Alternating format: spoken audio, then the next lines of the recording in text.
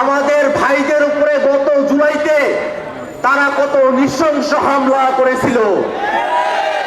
আমাদের ভাইদের পিঠ তারা গুলি করে ঝাঁঝরা করেছে, আমাদের ভাইদেরকে পিটিয়ে তারা রক্তাক্ত করেছে।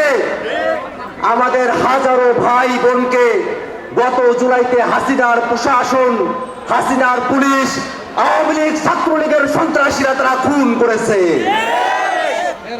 আমাদের সেই শহীদ ভাইদের রক্তের শপথ, যে আকাঙ্ক্ষা থেকে আমাদের ভাইরা জীবন দিয়েছিল, জাতীয় নাগরিক পার্টি সেই আকাঙ্ক্ষা পূরণ না হওয়া পর্যন্ত আমরা রাজপথ থেকে ঘরে ফিরে যাব না।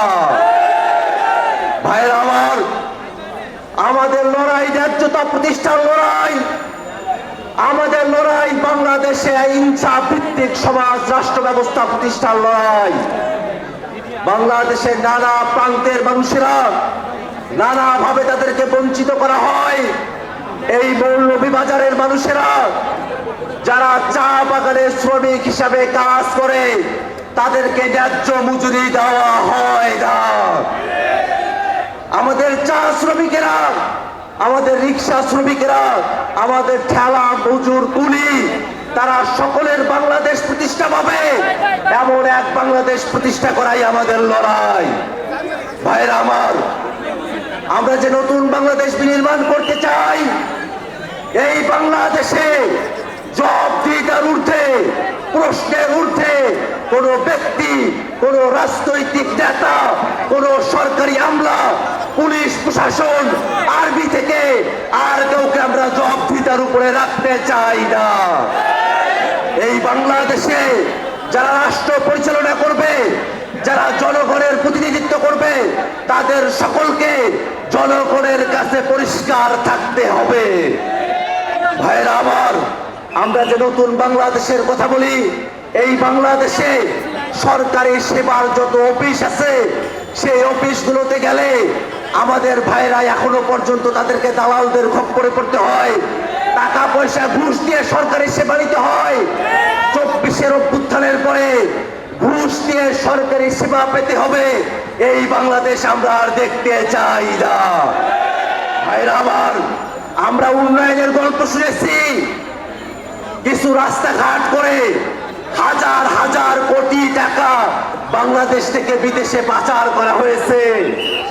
এই পাচার নির্ভর অর্থনীতি, লুটেরা অর্থনীতি, উন্নয়নের বুলা ঝুলানোর অর্থনীতি আমরা বাংলাদেশে আর দেখতে চাই না।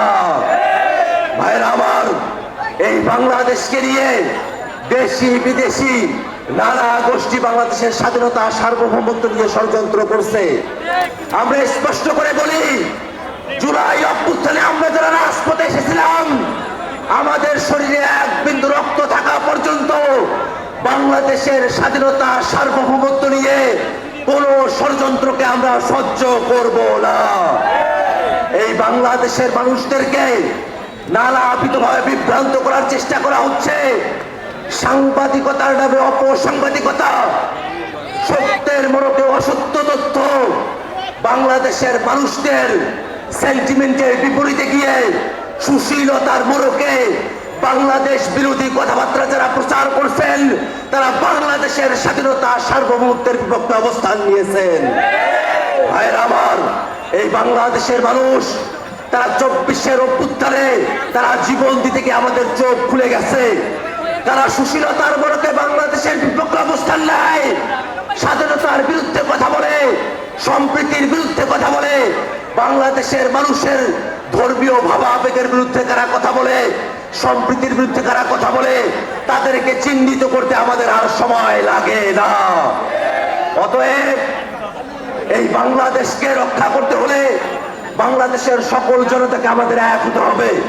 হিন্দু, বৌদ্ধ, মুসলিম, খ্রিস্টান, এই বাংলাদেশের নানা জাতিসত্তার মানুষ, চাকমা, মারমা, কোন ধরনের জাতিগত ভেদাভেদের মধ্য দিয়ে আমরা থাকতে চাই না। এই বাংলাদেশকে রক্ষা করতে হলে ফ্যাসিবাদ বিরোধী সকল পক্ষকে, এই মৌলভীবাজারের সকল মানুষকে আমাদের একত্রিত হতে হবে। আপনাদের সকলকে জাতীয় নাগরিক পার্টির সাথে থেকে নতুন বাংলাদেশ বিনির্মাণের আহ্বান জানিয়ে আমি আমার বক্তব্য এখানে শেষ করছি। ইনকিলাব জিন্দাবাদ।